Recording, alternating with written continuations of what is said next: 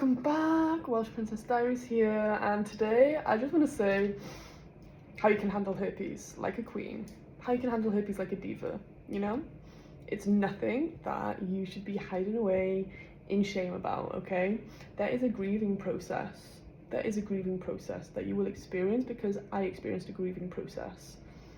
And the shame, and the pain, and all the baths, right? Like, so many baths, like just having like bath after bath after bath, because yeah, it hurts. Like, it really hurts physically. It hurts, right?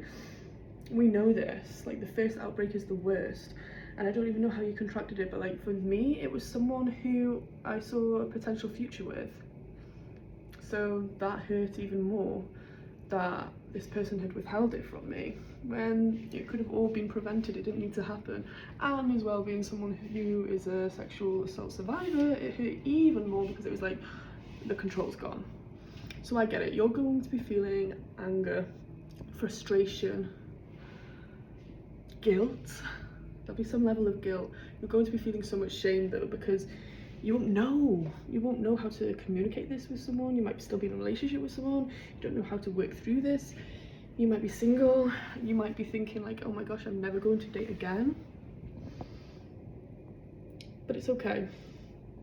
Give yourself that time to sort of be extremely like frustrated, angry, hurting. Give yourself time to feel all the emotions, to have loads of salt baths. Really up the gentle self-care. No more caffeine, of which you'll get outbreaks all the time, you know. Just really up the self-care. Smoothies, loads and loads of dandelion, dried dandelion tablets, L-lysine. I'll do like a little list, okay? I'll do a little list of things that I did that really helped me, that can help you. Put your favourite outfit on, put your makeup on, have a little dance to some music that you enjoy. Watch other content creators who speak about this, who speak about dating with herpes like it's not the end of the world. Like, I'd say 90% of the time, guys are really engaged, really happy, and respect you more. In my experience, they respect you more for being honest with them and treating them with respect, because then they know, wow, she is a honest woman, like she's an honest girl, like she will speak to me about this, you know? If it's someone that you have been like dating, you're thinking about like sleeping with them and things like this. But then the ones that don't even worry about it. Like, don't even worry about the ones that don't receive it well, because they're not your person anyway. Because I truly believe that there is someone out there for everyone, but we have to do the internal healing work inside of ourselves first to be at a point where we can actually accept that type of love. And it's going to be hard, you know, if you're not handling herpes like a diva, right? It's going to be hard, because you're going to be hiding away in shame, and it's like, no, we don't do that. We don't hide in shame. No, you don't do that. You don't hide in shame. Maybe if you need to at the beginning, do that process, and then you come back out into the world stronger, with a stronger mindset, able to really love yourself. Because I believe like not a lot of people actually love themselves, like truly love themselves. People might say that they love themselves, but unless you can love yourself with herpes, right, that's true self-love to me. You can accept that.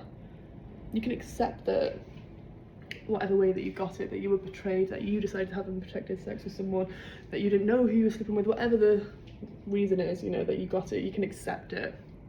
You can forgive the other person. You can forgive yourself. You can forgive yourself. Now that is self-love. That's self-love instead of self-hate, right? That is self-love. And there's a process, you know, grief is the number one, like grief, anger, betrayal. And you will be in your little cocoon for a bit, and that is okay. Just be really gentle with yourself. Lots of herbal teas, lots of nice cozy nights in, lots of skincare routines, like massages, all the self-love, like saunas, everything. My arm, as I'm holding my phone. Everything. And then just start building your confidence back up. Get stronger. Go to the gym, go to your Pilates, go to your yoga, whatever it is.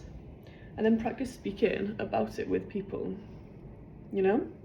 Practice these type of conversations. Practice healthy communication, right? Different ways to communicate. What communication style suits for you? If you prefer in-person communication, text communication, all the pros, all the cons with that, phone call communication. But you have to get really comfortable, or even uncomfortable and do it anyway, with direct communication and holding space for whatever response the other person has towards you.